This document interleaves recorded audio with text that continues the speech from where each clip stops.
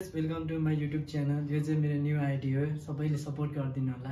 आज चाहिँ हामी साग खोज्न लागिरहेको छ, भिडियो बनाउन लागेको छु। एकदम माया गरिदिनु होला, लाइक कमेन्ट सब्सक्राइब हालिदिनु होला।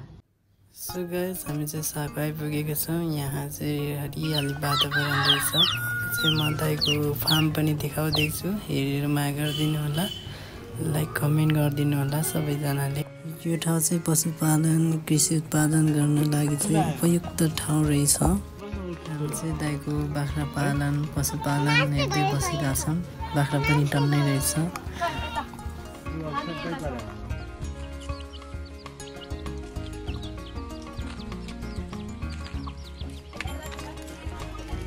यहाँ चाहिँ एकदम अर्ग्यानिक तरकारीहरू उत्पादन हुन्छ। प्रशस्त मात्रामा तरकारी उत्पादनहरू राम्रो हुन्छ।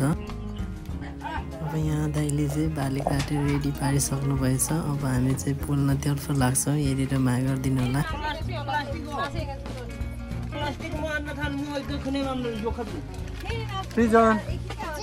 के खाएको कसले किनिदिनु भएको हो?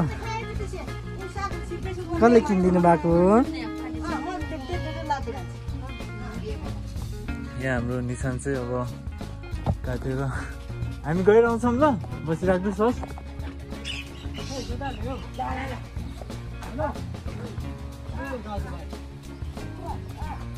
निशान के बोक्दै?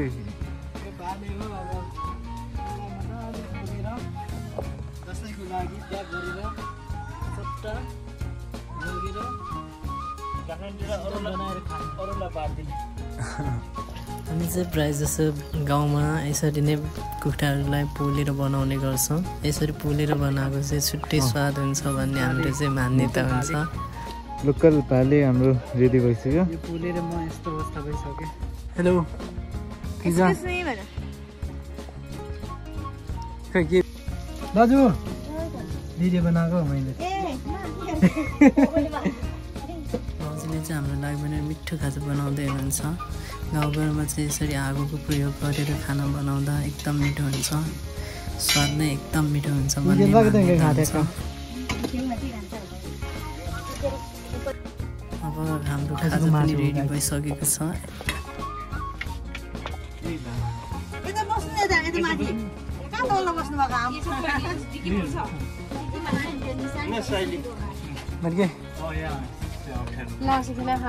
कौन चाहिँ लास्ट प्याज छ? मलाई चाहिँ लास्टमा ल।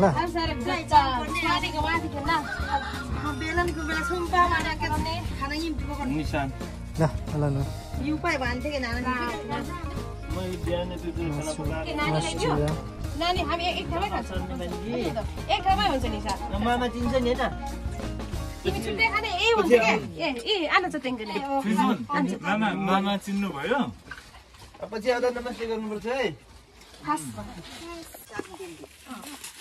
म भिडियो बनाउँदै आएँ। अब चाहिँ हामी खाजा खाइसकेर पनि घर फर्किनको लागि यहाँ रेडी हुँदैछौँ। तरकारीहरू सबै प्याक गर्दैछौँ।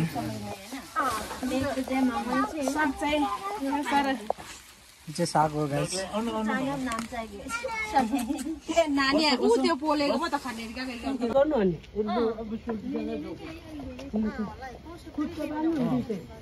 म चाहिँ कति गए लो लो है जानु है अब त्यतिकै लो है कान्छ सेला सेला बान्दा बिगर बान्नु कान्छन् म कौन ठाउँमा गयो बाजे? ल अन नजिकैमा म ल ल बाजे।